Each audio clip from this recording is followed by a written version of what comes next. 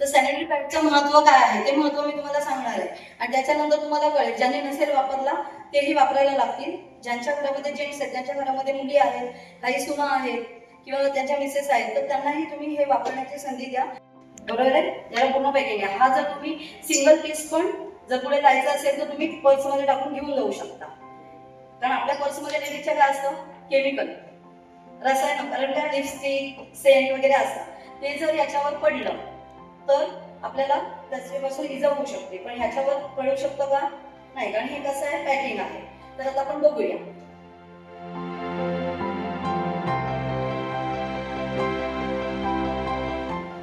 सगळीकडून पॅकिंग आहे, त्याच्यामुळे याच्यामध्ये काही केमिकल किंवा रसायन जाऊ शकत नाही. दिसते सगळ्यांना?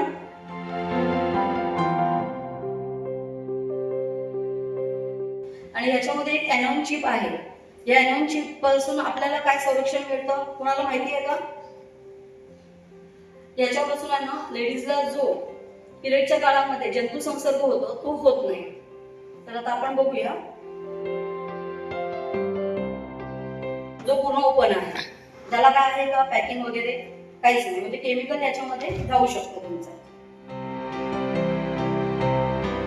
एक सिंगल फक्त हे आहे, बरोबर आहे? खूप कम्फर्टेबल आहे आणि हा बाजारात आहे ना खूप छोटा आहे साईज.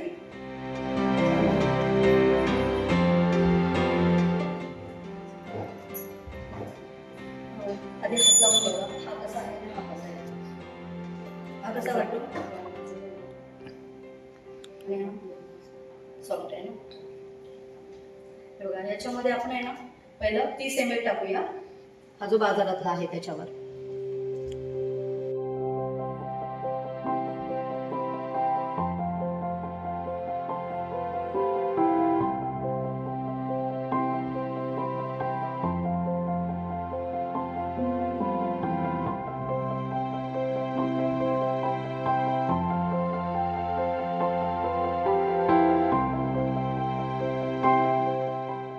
दुसरी सर्वात महत्त्वाची गोष्ट की ती एनॉन चिप काय काम करते, तर जेव्हा ती बॉडीच्या टचमध्ये जाते तेव्हा ती ॲक्टिवेट होते आणि पिरियडच्या काळामध्ये पोटात दुखतं किंवा क्रॅम्प येतो किंवा इचिंग होतं, ते होत नाही. आणि सर्वात महत्त्वाची गोष्ट म्हणजे हे वापरल्यामुळे आपल्याला लेडीजला जो आत्तापर्यंत 99% गर्भपिशवीचा कॅन्सर होण्याचे चान्सेस आहेत ते त्याचमुळे असतात, कारण जंतुसंसर्ग होतो, ते टाळलं जातं. हे जे पहिलं आहे मार्केटमधलं पॅड ते अगोदर हात लावून पाहिलं तर थोडंसं जाड आणि रफली लागतोय आणि जे हे आपल्या कंपनीचं जे पॅड आहे तो लॉंग साईजमध्ये आहे, परत पातळ आहे आणि एकदम सॉफ्ट आहे. तसंच ह्या पहिल्या पॅडवरती जसं 30 ml पाणी टाकलेलं, म्हणजे जसं जे काही ब्लिडिंग होतं ते जर आता इथे टच केलं तर हे ओलं लागतंय आपल्याला आणि जे आपल्या कंपनीचं पॅड आहे तो पूर्णपणे ड्राय आहे. ह्या दोन मधला हा फरक आहे की हा थोडासा ओलसर राहतो आणि आपला जो पॅड आहे तो पूर्णपणे ड्राय आहे. ठीक आहे, कसं वाटतं तुम्हाला? हा ड्राय आहे का हा ड्राय? म्हणजे आपल्या कंपनीचा ड्राय आहे, बरोबर ना? ठीक आहे, अजून आपण त्याच्यावर 30 ml टाकून बघूया काय होतं. हा पूर्ण ड्राय आहे, तो आपल्या कंपनीचा आहे आणि हा आहे ना बघा पूर्ण पाणी आहे त्याच्यात, पूर्ण पाणी.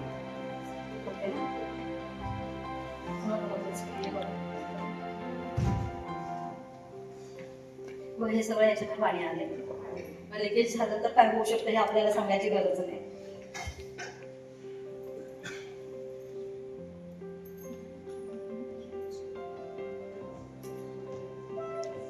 असे जर लिकेज वापरले तर काय होईल? बाहेर येईल.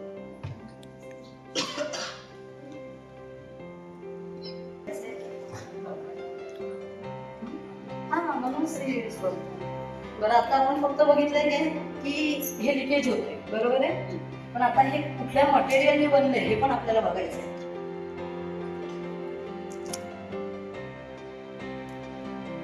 पहिला लेवल आहे तो बाजारातला पॅड आहे त्याचा टोटल आहे प्लास्टिक. काय प्लास्टिक, प्लास्टिक शरीराला काय हानिकारक. सेकंड लेवल काय आहे त्याच्यातला कापूस तरी म्हणता येईल काय, आणि याच्यात थर्ड लेअर आहे तो पण प्लास्टिक, म्हणजे 3च लेअर आहे, बरोबर आहे. आणि हे सगळं आहे प्लास्टिक. तर आता आपण बघूया आपल्या पॅडमध्ये काय.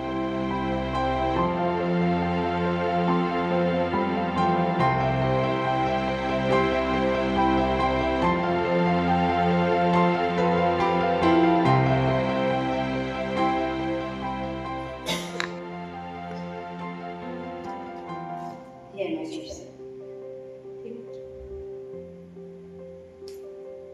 कॉटन आहे ना, प्युअर कॉटन आहे. सेकंड लेअर आहे एनॉइनची. थर्ड आहे हे पण कॉटन आहे.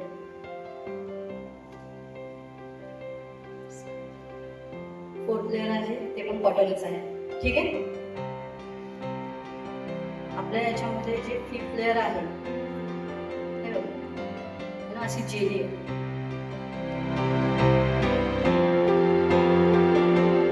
आणि जेली टाकल्यानंतर पण बघूया अजून एक जेलीच्या खाली अजून एक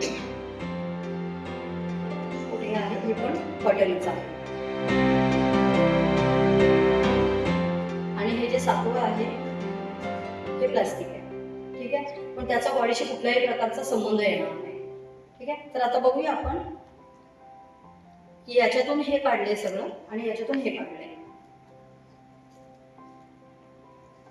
दोन्ही याच्यामध्ये सेम पाणी आहे. याच्यात टाकून बघूया.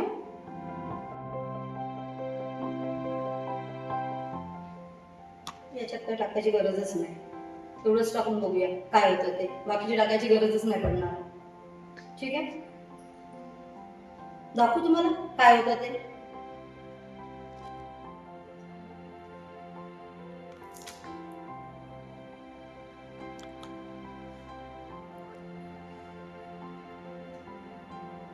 फक्त जेलीच टाकली, बाकीचं तर काही इन्स्ट्रुमेंट टाकलंच नाही.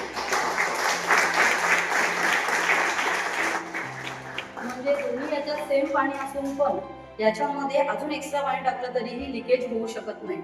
म्हणजे आपण लेडीज कुठेही प्रवासात जाताना हे यूज करू शकतो. याच्यापासून आपला मेन फायदा काय आहे तर जंतू संसर्ग होत नाही आणि त्याच्यामुळे गर्भपिशवीचा होणारा कॅन्सर आपला टळला जातो.